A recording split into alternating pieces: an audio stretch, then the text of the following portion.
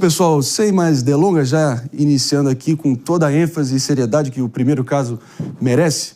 Depois da prisão do chefão do PCC que repercutimos aqui no programa ontem, pessoal, parece que a alta cúpula do crime organizado vem migrando ou imigrando do Brasil para os países vizinhos de toda a nossa vizinhança muito amiga, escolhendo principalmente a Bolívia, onde, pelo visto, encontraram uma rede de proteção para viver uma vida luxuosa e sem maiores perturbações. Meus amigos, o país sul-americano se tornou um território decisivo, importante, central nessa logística do tráfico de cocaína e foi escolhido por causa, evidentemente, da posição geográfica e da dificuldade de entrada da polícia brasileira. E de lá eles continuam chefiando o tráfico, né? A chamada sintonia internacional da bandidagem, David de Tarso.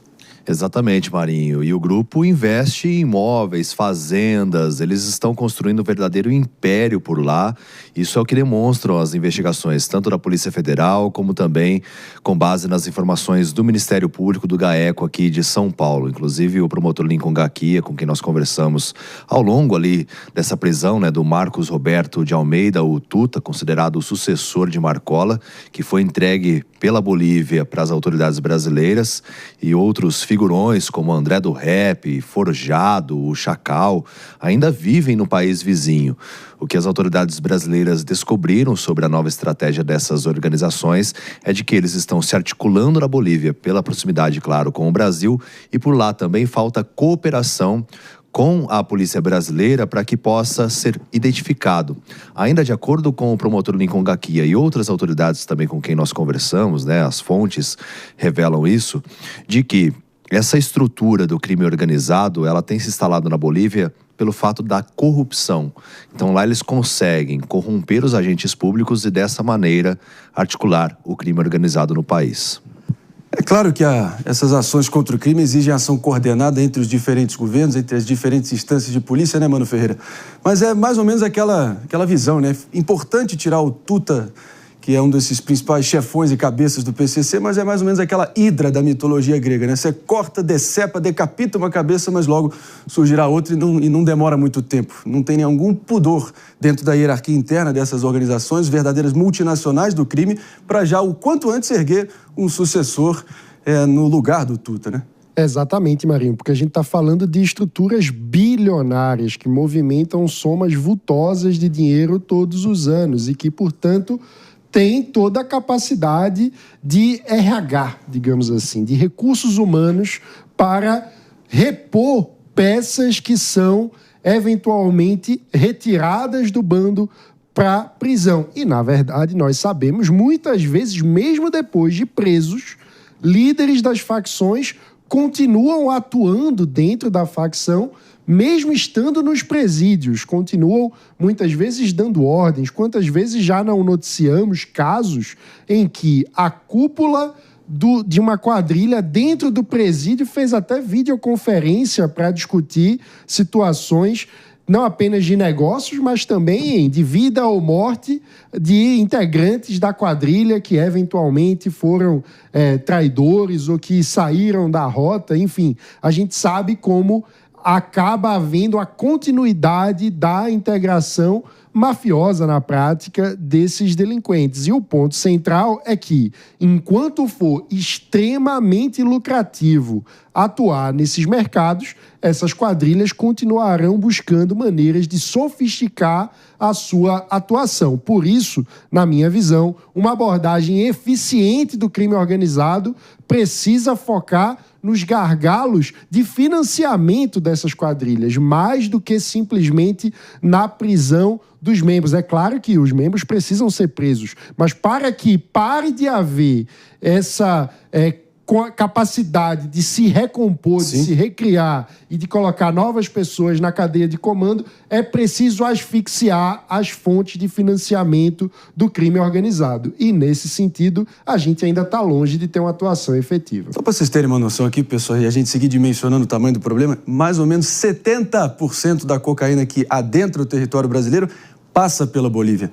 Inclusive, a região de Chapare, onde ninguém mais, ninguém menos que Evo Morales fincou as suas raízes, uma espécie de reduto eleitoral dele, talvez a principal rota da coca, como eles dizem, dos cocaleiros, onde eles pintam e bordam por lá, Priscila Silveira. Eu queria muito ouvir tua opinião aqui. Como é que faz para parar o avanço disso? Porque a gente fala tanto aqui da criatividade inacreditável, da ousadia crescente das organizações criminosas, e a gente está vendo isso, bar, restaurante, transportadora, joalheria, tudo do PCC nessa sucursal boliviana. É inacreditável, né? Bom dia, Marinho, os meus colegas aqui da bancada, toda a nossa audiência. Como aqui bem disse o Mano e disse brilhantemente, o grande problema dessas organizações criminosas é que elas estão mais estruturadas que o Estado, propriamente dito. Isso facilita com que elas se abranjam não só dentro do nosso território, mas também de forma internacional. E como elas estão muito bem estruturadas, o que diz aqui, o calcanhar de Aquiles dessas organizações é de fato o dinheiro, que é o que ela busca. Então, enquanto a gente não pegar no dinheiro dessas organizações, cada vez mais elas se estruturam, porque é o que elas buscam, e pela facilidade por si só do crime, né? Eu não estou falando só do tráfico, mas principalmente dele. Por quê? Porque não tem violência, é uma facilidade. A gente tem, por exemplo, nas grandes, nas fronteiras, facilidade para expansão de alguma maneira. Então, na verdade, é uma questão conglobante, ou seja, não é somente o dinheiro, mas o dinheiro, sim, ele facilitaria com que essas organizações fossem quebradas ou de alguma forma desmanteladas, mas a gente ainda tem muito ainda a brigar com o crime organizado, porque nós precisamos, antes de tudo, nos estruturarmos enquanto segurança pública, Marinho. Não, sem dúvida alguma, Aninha. E o pior de tudo, a geografia da Bolívia e a situação atual do Estado lá é quase que um paraíso realmente para os criminosos. Pouquíssimo controle ali no território andino, das populações mais nativas locais. Corrupção infiltradíssima em todos os grandes escalões, altíssimos escalões do governo em Sucre e em La Paz. Fora o acesso ao Pacífico que a Bolívia tem e também a fronteira seca com o Brasil e com o Paraguai. Então, Santa Cruz de la Sierra ali é o verdadeiro, enfim, parece que a sede do Airbnb do PCC virou Santa Cruz de la Sierra. Pouca fiscalização, acolhimento maravilhoso, é inacreditável. Só para a gente realmente saber o que está acontecendo aqui, pessoal. Aninha. Marinho, mas sabe o que é? Eu concordo com os meus colegas, eu acho que o cerne vai ser sempre o dinheiro, né? É o que eles visam, é onde a gente consegue acusar o golpe de forma mais célere, de forma mais eficiente. Mas fato é, precisamos redobrar a atenção e a segurança das nossas fronteiras. Por quê? Porque esses bandidos só estão na Bolívia porque, de alguma forma, eles conseguiram chegar lá sem qualquer tipo de obstáculo. E a gente não pode se intrometer em como a Bolívia faz política, como a Bolívia faz segurança. Nós, aqui no Brasil, não temos tantos meios assim para evitar, por exemplo, que as autoridades bolivianas sejam corrompidas. O que nós conseguimos evitar, ou que deveríamos conseguir, seria que estas pessoas de alta periculosidade chegassem até o território boliviano. Você fala da posição estratégica que ela tem. Então, nós aqui no Brasil, pelo menos ao que nos cabe, do que faz fronteira conosco, temos que redobrar. E quando eu falo de redobrar, não é só colocar mais agentes, mas é também garantir que eles não estejam corrompidos, é garantir que eles tenham meios para fazer o trabalho deles da forma adequada, que eles estejam treinados, que eles tenham equipamentos. Porque, como os meus colegas já disseram aqui, o outro lado tem de tudo. E aí, cabe a nós, como Estado, garantir que eles não ultrapassem a fronteira.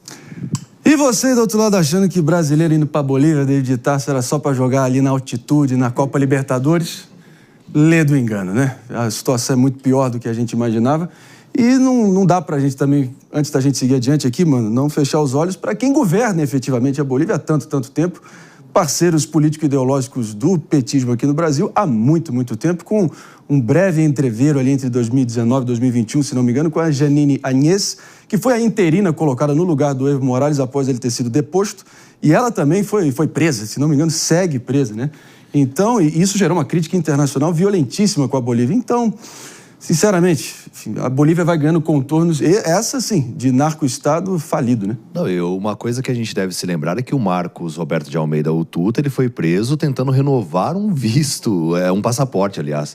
Então, assim... É sempre assim, ele ia viajar para outro país... É sempre assim. Com a renovação, com base na corrupção. Aí, por sorte, ainda bem que tinham agentes que, olha, vamos contribuir, vamos identificar, e aí conseguiram prendê-lo, porque se não fosse isso também... Meu Deus realmente, do céu. assim, a ousadia dos bandidos. Agora, a prisão ela é importante sim, porque, por exemplo, o Marcola, eu até trouxe na minha coluna no site da Jovem Pan, que em determinados momentos ele estava extremamente incomodado, porque nas penitenciárias federais eles são monitorados 24 horas por dia. Todos os áudios, as câmeras de monitoramento, até mesmo as conversas com os advogados são monitoradas, que lá atrás a gente já viu uma operação do GAECO que identificou que até mesmo os advogados agiam como pombos correios, ou seja, levando e trazendo informações. Então, essas prisões elas são importantes porque você, quando tira um líder daquele lugar, você tem que movimentar o PCC, e isso gera uma certa disputa entre eles para saber quem será o sucessor, e dessa forma enfraquece o crime organizado também. É isso aí, Mano Ferreira. Pelo menos desde 2006, Bolívia é governada por Evo Morales e os seus prepostos e postes, no caso Luiz Arce, atualmente. Qual é a sua leitura desse cenário? Olha, que a Bolívia é mais um país latino-americano com instituições muito frágeis e que não tem, de fato, uma democracia liberal plena. Infelizmente, isso é uma realidade de diversos países latino-americanos. Inclusive, o Brasil ainda não é uma democracia liberal plena, né? O que é a diferença entre uma democracia pela metade e uma democracia plena? É que a democracia pela metade você tem eleições, você tem a troca de comando e oposição livre, mas você não tem direitos que, de fato, são aplicados de forma igual. Você não tem um império da lei, você não tem liberdade de expressão no seu auge. Você tem uma série de deficiências institucionais que separam a qualidade das instituições desses países dos países que, de fato, são democracias avançadas, liberais, plenas. Na minha visão, nesse sentido, o que o Brasil melhor poderia fazer era tentar liderar o aperfeiçoamento institucional na região. E isso passa por um dever de casa, que a gente está longe de fazer. Meus amigos, Bolívia segue governada, então, e aqui não é nenhuma teoria da conspiração da direita chapéu de alumínio, muito pelo contrário, pelo partido Movimento al Socialismo, certo? Que claramente, enfim, tem toda uma história aí que fala por si só. Tirem suas próprias conclusões, a realidade está posta, só não vê quem não quer.